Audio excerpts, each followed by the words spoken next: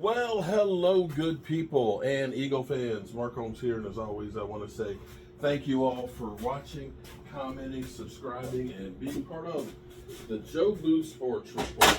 Without you guys, as well as you ladies, you know that this literally does not work. Hope everybody's having a great day. That fits perfect. Okay. Working on some drawers for this cabinets right here. They are pull-out shelves, so that way stuff doesn't get lost in the bottom of it.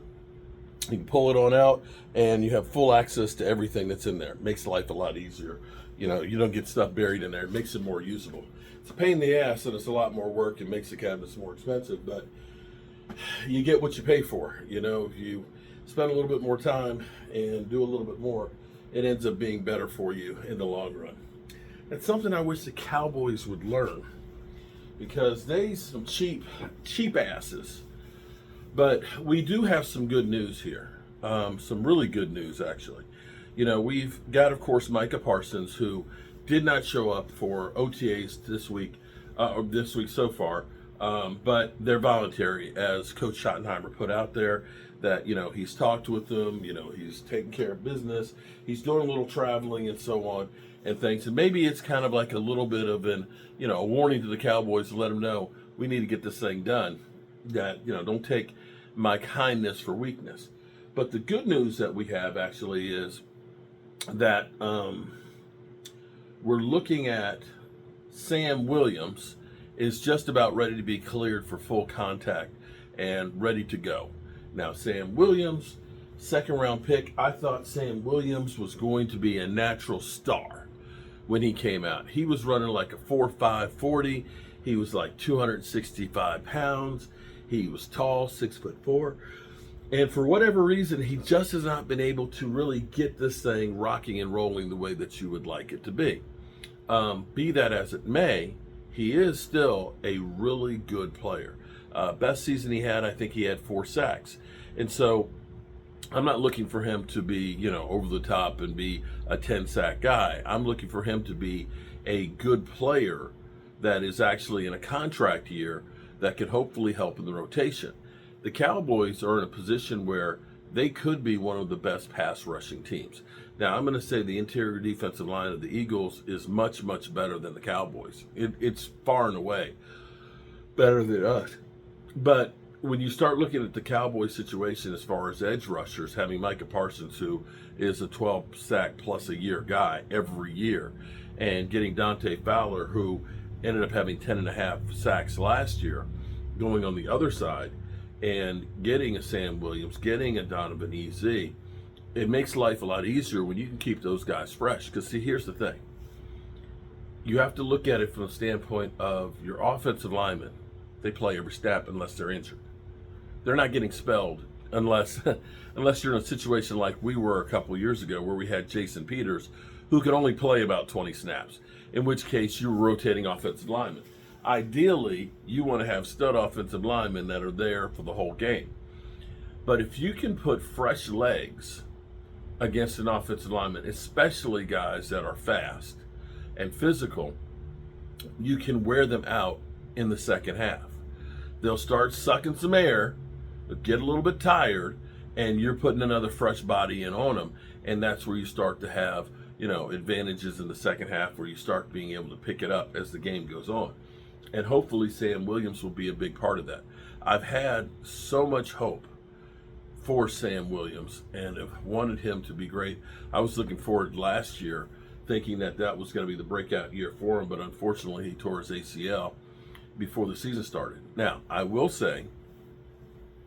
caution, as good a news as this is that he's getting back out on the field, I will say that typically guys getting back on the field and being 100% are two totally different things. And we have to understand that and recognize that it is two totally different things. Being back out on the field doesn't mean that you're healthy. One other thing too is, I kind of want to address as well. Just hold it for 1 second. Let me cut this.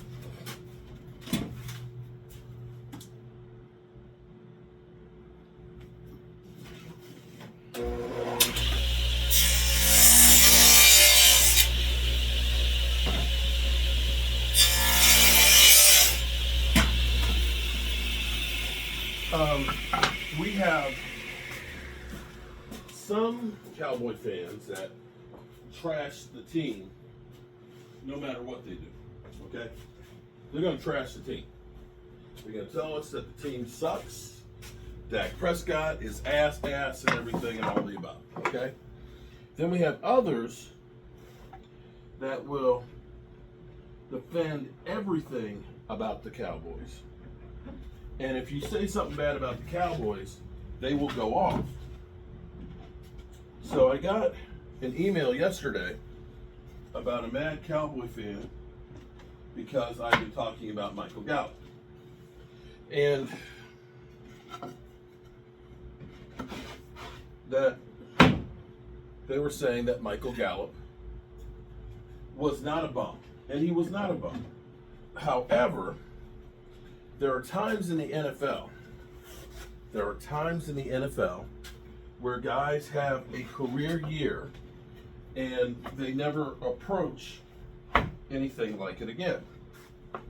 And Michael Gallup, his second year with almost 1,200 yards, was definitely one of those guys. He had an incredible season that made you think he was going to be the real deal. He was going to be the number 2 receiver for the Dallas Cowboys for a long time and be great.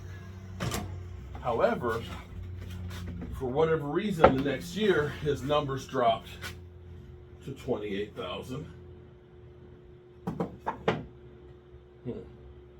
Dropped to 8,000. Hang on for 1 second. So the next year he dropped off to 800 yards and started then getting injured. Then the next year started dropping off to 400 yards, in the 400 range. And then he tore his ACL. In which case, after that, he was never the same. He was good one season. And that's no disrespect because he had all the potential in the world, but sometimes shit happens. And that's something that happened with him. Shit happened. And I'm not trying to say, because anybody who makes it in the NFL, when you think of the thousands and thousands of players that play in college football, and only about 300 some players are drafted in the NFL, your chances of making it are slim and none. You're all great when you make it to that level. But looking at him and saying, oh, he was an incredible weapon, is not the case, except for 1 year. And that was my point being made about Dak Prescott and the hate that Dak Prescott gets. Everybody goes through and it's like, oh, he's had all these great weapons and things. Michael Gallup was good. He had 2,000 yards over 2 seasons. The rest of the time, he had about 1,200 over the other 3. It's not great. So, anyway, that's the good news for the Cowboys. And the other good news is I've got these drawers put together, put the clamps on them. Oops. I didn't nail that side, did I? Wow. I misnailed one side. Put the clamps on them so they can dry overnight.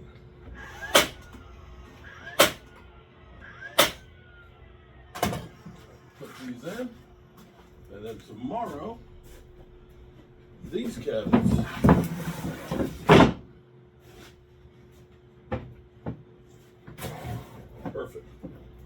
perfect size. All right, I'll see you guys later on in the man cave. Peace out.